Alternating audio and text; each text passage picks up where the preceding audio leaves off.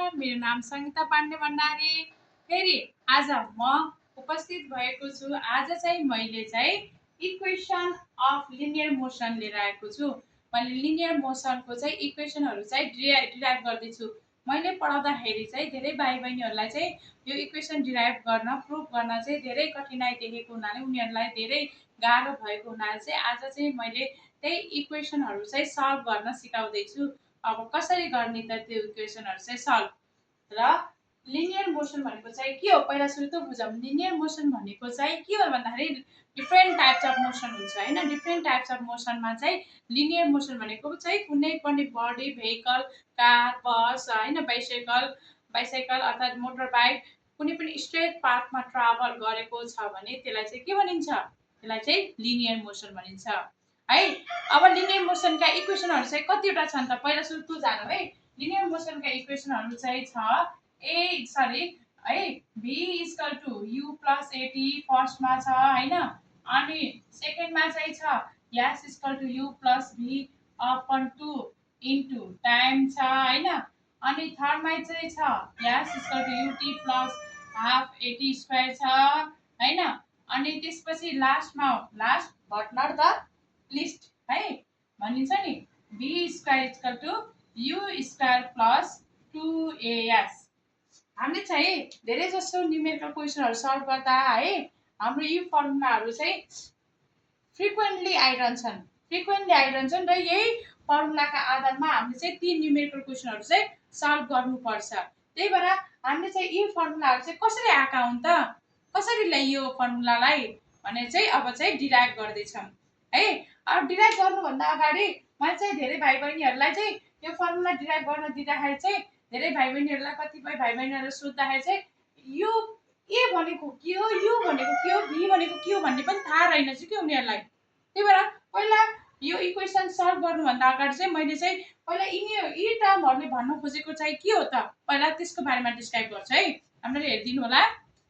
र सुरुमा चाहिँ हाम्रो चाहिँ एकदम इम्पोर्टेन्ट इक्वेसन अफ लिनियर मोसनमा सबैभन्दा इम्पोर्टेन्ट टपिक एक्सिलरेसन। एक्सिलरेसन चाहिँ केले डिनोट गर्छ, एक्सिलरेसन चाहिँ एले डिनोट गर्छ। केले डिनोट गर्छ, एले। अनि इनिशियल भेलोसिटी भनेको चाहिँ के हो त, इनिशियल भेलोसिटी भनेको सुरुको भेलोसिटी कुनै पनि बडीहरू चाहिँ स्टार्ट गर्दाखेरिको सुरुको भेलोसिटी युले डिनोट गर्छ। केले डिनोट गर्छ, युले। अनि फाइनल भेलोसिटी भनेको चाहिँ के हो, फाइनल भेलोसिटी भनेको चाहिँ भी हो, भीले डिनोट गर्छ अन्तिमको भेलोसिटी है। अनि त्यसपछि चाहिँ हाम्रो चाहिँ यास डिस्प्लेसमेन्ट, त्यसलाई चाहिँ यासले डिनोट गर्छ, डिस्प्लेसमेन्ट है। डिस्प्लेसमेन्टको बारेमा मैले अघिल्लो भिडियोमा पनि डिस्क्राइब गरेको छु।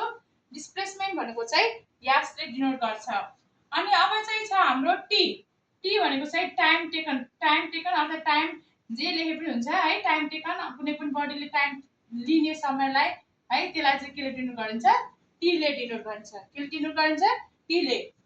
एक्सिलरेसन एले डिनोट गरिन्छ। इनिशियल भेलोसिटी भनेको यु, फाइनल भेलोसिटी भनेको भी, डिस्प्लेसमेन्ट भनेको यास, टाइम टेकन भनेको टी।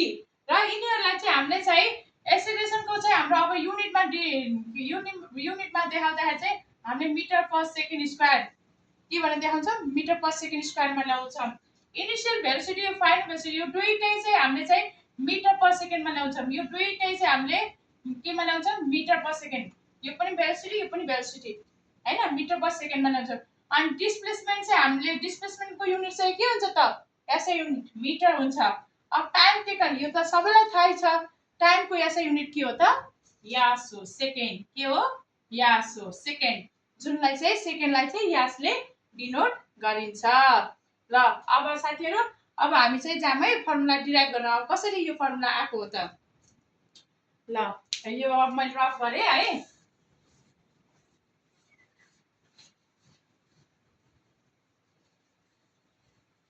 सुरुको फर्मुला चाहिँ हाम्रो के थियो, v equal to u plus AT थियो।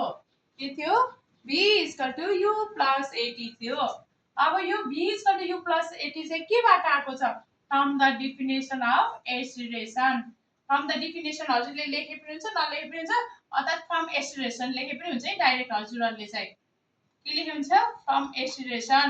एसिलेरेसनको फर्मुला युज गर्ने के एसिलेरेसनले चाहिँ के भन्छ फ्रम एसिलेरेसन ए इक्वल टु हाम्रो चाहिँ के हुन्थ्यो एसिलेरेसन ए इक्वल टु हाम्रो चाहिँ चेन्ज इन भेलोसिटी एसिलेरेसन भनेको हाम्रो चेन्ज इन भेलोसिटी हो के हो change in velocity upon time taken के हो upon time change in velocity upon time यो चेन्ज इन भेलोसिटी भनेको चाहिँ के हो त final velocity minus initial velocity है पछिल्लो भेलोसिटीले इनिसियल भेलोसिटीलाई चाहिँ के गर्नु पर्यो माइनस गर्नु पर्यो चेन्ज इन भेलोसिटी निकाल्नलाई अनि अपन टाइम हैन अपन टाइम है अब चाहिँ हाम्रो चाहिँ फाइनल भेलोसिटीलाई अघि भर्खर भने v ले डिनोट गरिन्छ के ले डिनोट गर्छ v minus u upon t ले डिनोट गरिन्छ के ले डिनोट गर्छ v minus u upon t किनकि फाइनल भेलोसिटी चाहिँ v ले डिनोट गरिन्छ इनिशियल भेलोसिटी चाहिँ u ले डिनोट गरिन्छ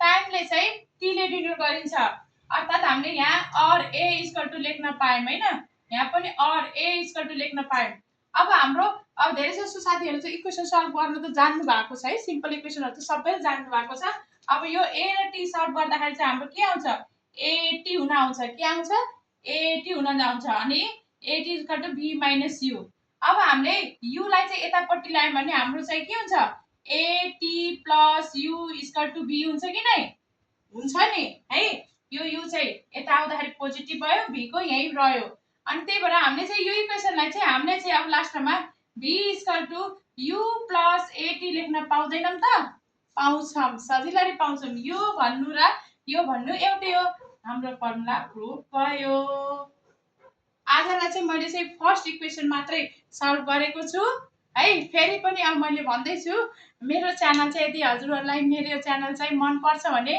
मेरो च्यानललाई चाहिँ लाइक गरिदिनु होला कमेन्ट गरिदिनु होला सब्स्क्राइब गरिदिनु होला र अन्य साथीहरुलाई पनि शेयर गरिदिनु होला है अझै हजुरहरुलाई मैले पढाएको भिडियोहरुमा केही क्वेरीजहरु छन् केही क्वेशनहरु हजुरहरुलाई चाहिँ सोध्न मन लाग्छ भने कमेन्टमा गएर चाहिँ सोधिदिनु होला र म फेरि डिस्क्राइब गर्दिने छु यदि हजुरहरुलाई चाहिँ यही कुनै पनि भिडियोमा चाहिँ पढाएको टपिकमा चाहिँ फेरि पनि समस्या छ भने अझै पनि प्रश्न पार्दिने कोसिस गर्नेछु र मलाई प्रोत्साहन गर्नका लागि हौसला गर्नका लागि फेरि पनि भन्छु मेरो युट्युब च्यानललाई लाइक कमेन्ट सब्स्क्राइब गरिदिनु होला र सब्स्क्राइब गर्दै क्रममा बेल आइकनमा पनि क्लिक गरिदिनु होला बेल आइकनमा क्लिक गर्दाखेरि के हुन्छ भने मैले फेरि आउनेवाला भिडियोहरु फेरि भिडियोहरु अरु भिडियोहरु राख्दै गर्दाखेरि नयाँ भिडियोहरु चाहिँ हजुरहरुको राख्दाखेरि हजुरहरुको चाहिँ मोबाइलमा नोटिफिकेसन आउँछ र मैले राखेका भिडियोहरु चाहिँ हजुरहरुले हेर्न सक्नुहुन्छ र भरपुर फाइदा लिन सक्नुहुन्छ त्यही भएर मेरो च्यानललाई लाइक कमेन्ट सब्स्क्राइब र शेयर पनि गरिदिनु होला हस् थ्यांक यू भेरी मच